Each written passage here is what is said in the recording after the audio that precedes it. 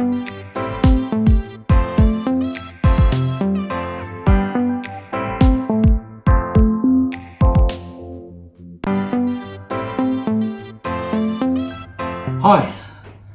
and welcome to my first video in English language. I did make some other videos before, but they were all in Norwegian language, and I thought maybe many people would like to watch my videos, but they don't understand Norwegian. So from now on it's English. What I have in front of me here is my ZX81 computer, which I did a previous video about. That video showed how I cleaned it up and tested it. Unfortunately, the picture quality from this computer to my television was very poor. It was very unstable picture, so I thought in this video I'll try to fix that. Now, for those of you who are new to my channel, I do retro computers and try to repair old computers and electronics.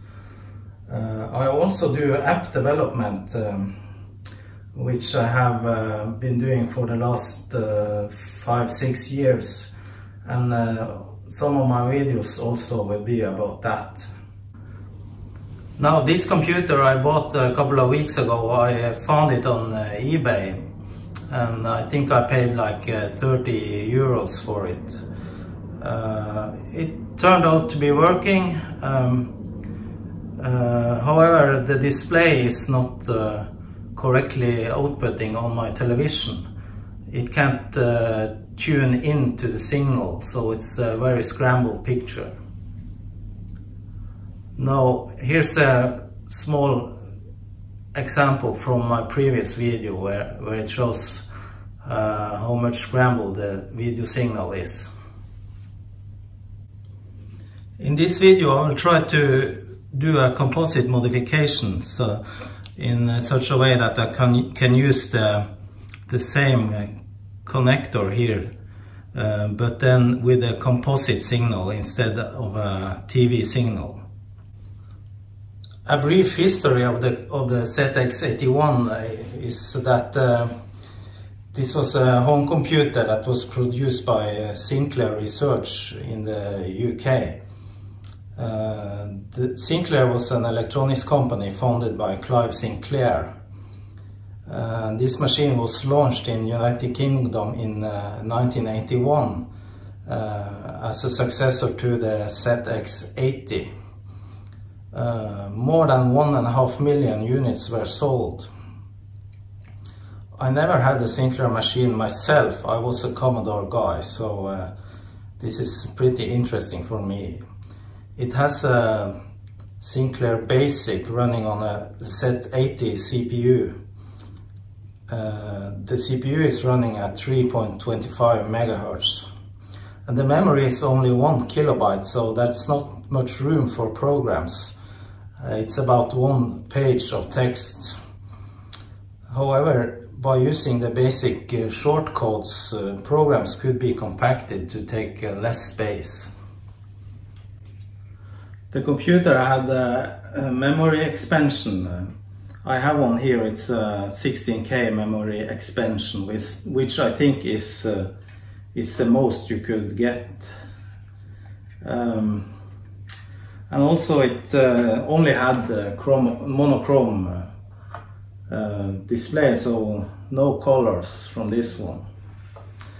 Okay, but that's enough with a history lesson. Let's go on trying to mod this computer. Okay, what I'm gonna do is to open this machine and then modify its video output so that it produces a component signal instead of a RF modulated signal, so it can be used on my LCD TV. I already loosened some screws here.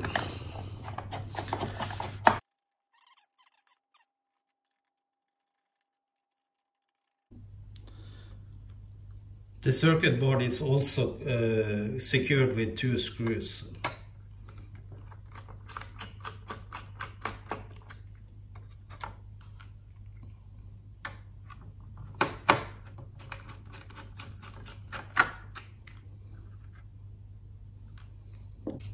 As I mentioned, I already cleaned up this computer. I used alcohol and contact cleaner to clean the circuit board.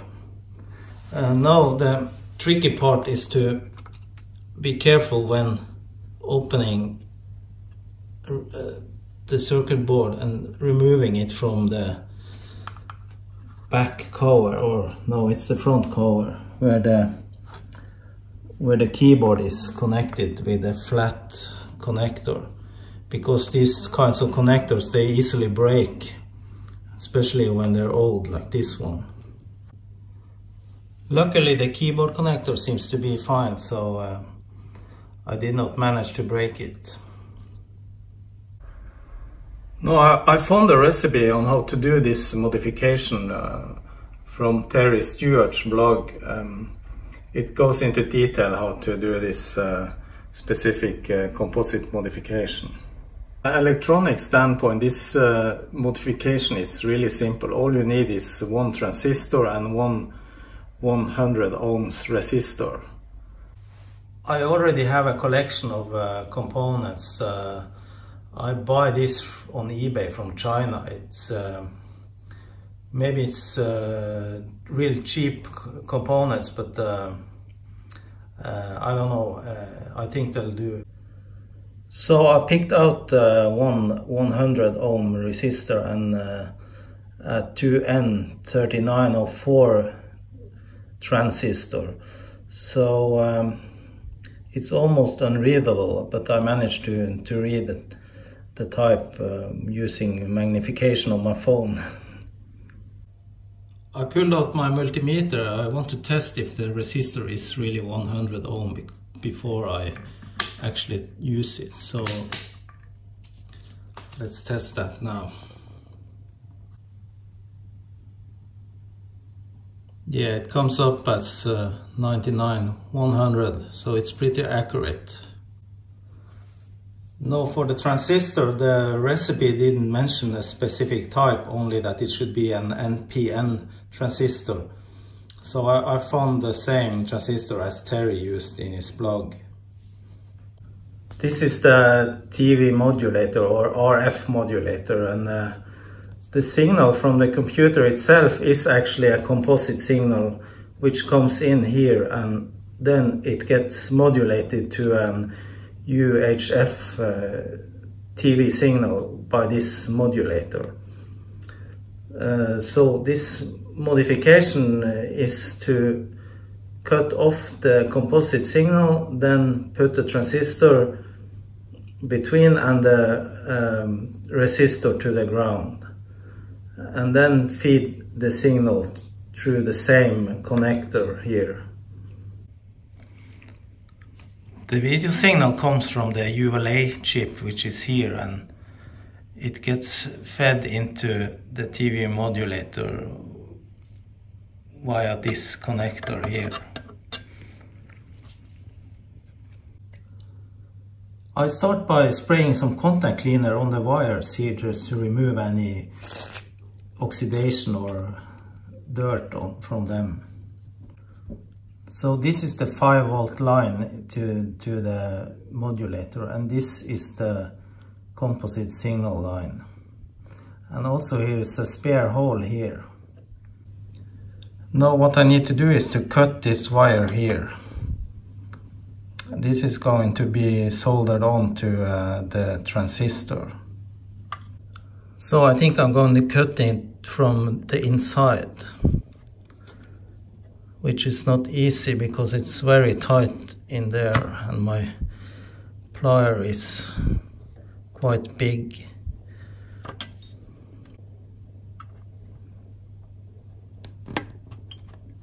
There it is. So now I just grab it and pull it out from the other side.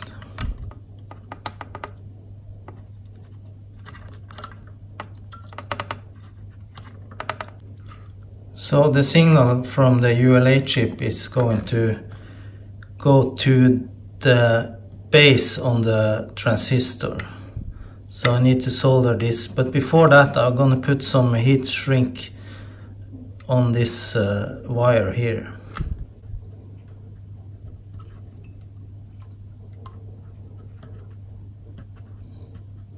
Okay, there you go.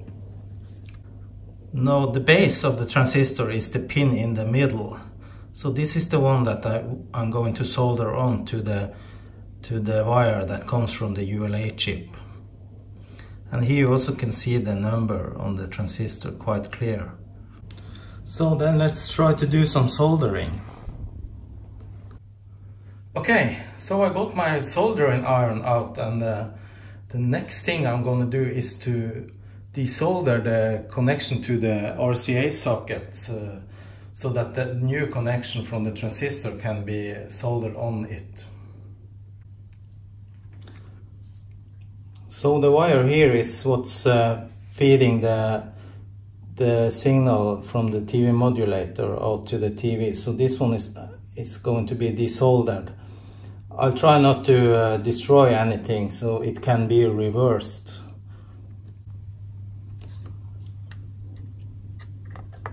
So I'm gonna hold this with the tweezer and heat up.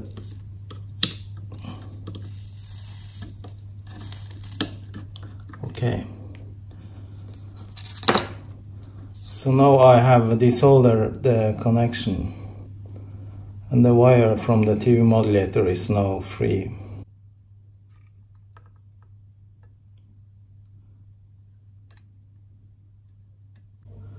Before I solder on the transistor, I put a little heat shrink insulation on the legs.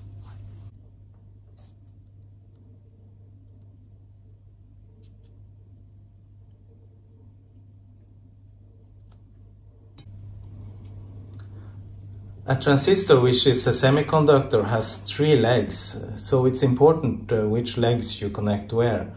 We know that the base always is the middle pin, but to find which one is the emitter and the collector, you have to look at the data sheet to be sure.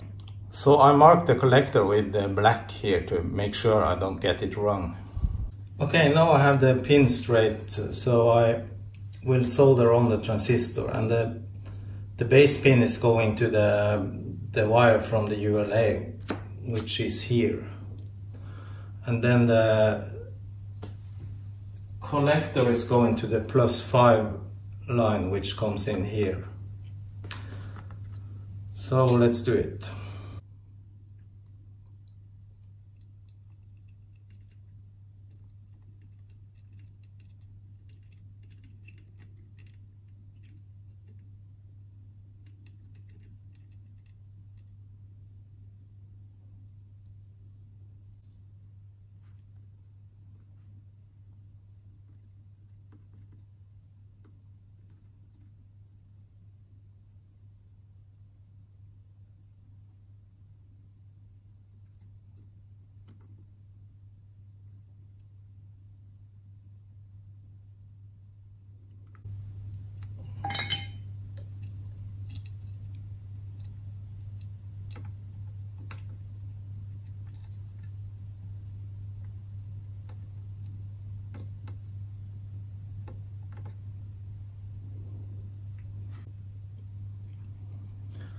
I'm not an expert on soldering, so I don't know, but I think it sits okay. Now the next thing I want to do is to feed a small wire through the spare hole here and solder it to the RCA connector. So I have prepared a small wire here, and I'll try to feed it through the hole.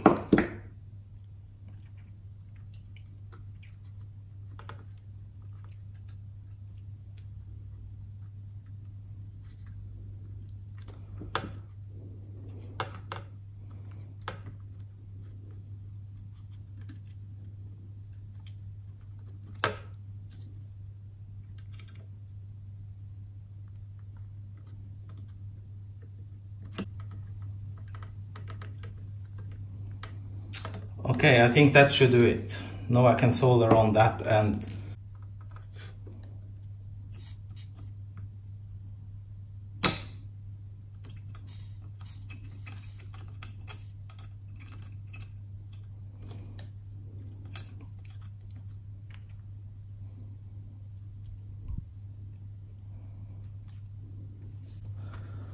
I also use my multimeter regularly in continuity mode to just check that I didn't short anything, so I make sure I did not connect to ground when I soldered. Next up is this wire here is going to be connected to the emitter side of the transistor. So I need to cut it.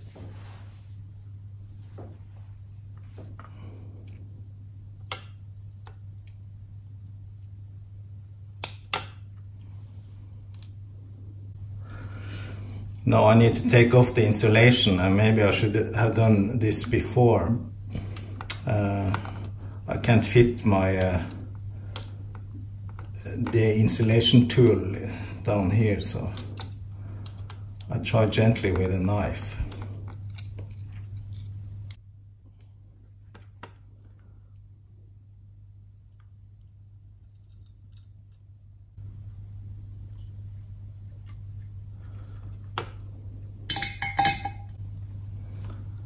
Okay, that's it. Nothing's loose.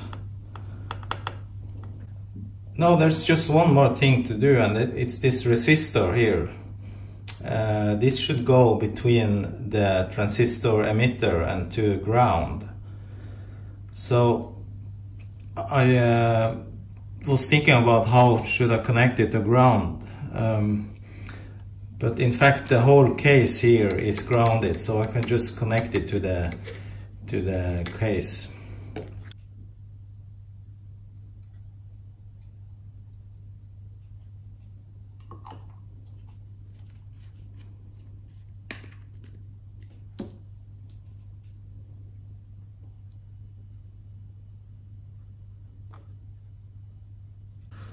Okay, so I soldered the wire in this corner here. It already has some soldering from before, so it fits nice now. So now if I measure, we're going to have 100 ohms between ground here and the leg here.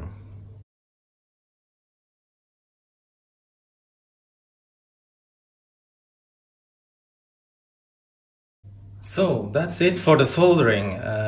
Now it's time to test if this really works or if I did something completely wrong. So I'm gonna test it before I mount it together.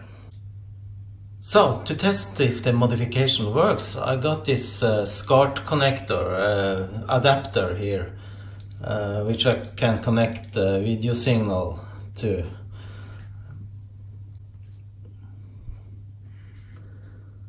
So let's plug in the power.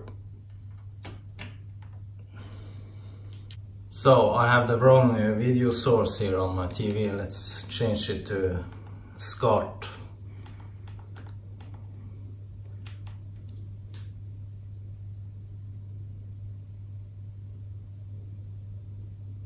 Yes, it works. It has the letter K there, which means it's ready, and the picture is stable, a little light perhaps. Okay, I zoomed in a bit and I adjusted the colors on the TV, and as you can see it's a quite clear picture, so I think this was a success. Yes, very good. Now I'm able to test out this machine. I don't have a cassette recorder to use with it, and I don't have any gains or any other software, so I guess I'll have to type in some programs myself. So now I just have to put the machine back together again. Okay, so I have put the machine back together, so I think I will try to type in some program and see how it works. Okay, I found a short program on the internet. I'm going to type in. What's strange about this computer is that when it starts up, you can't just start typing text. It is in command mode, so if you press, for instance, the W, it is unplot. So let's start by typing one line at a time.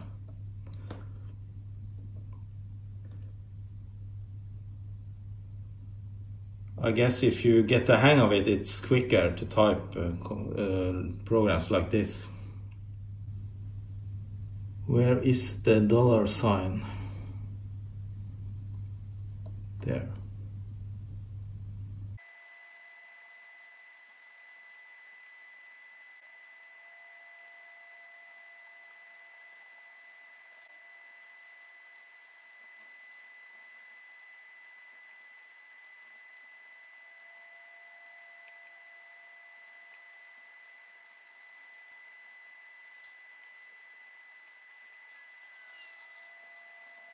Okay, that was a bit of typing, a strange experience, but actually it's easy when you get the hang of it and how you enter the commands. So now I'll try to run this program and see what it is and what it does.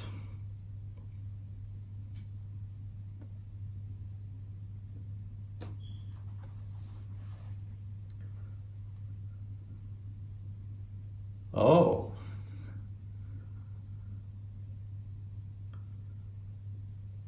Well, that was an interesting program. Create some kind of random pattern or maze on the screen. So I successfully modded this ZX81 machine to display a composite video on my TV, which was the goal. So thank you for watching. I hope you enjoyed this video, and please subscribe to my channel if you want to see more videos. Thank you and bye bye.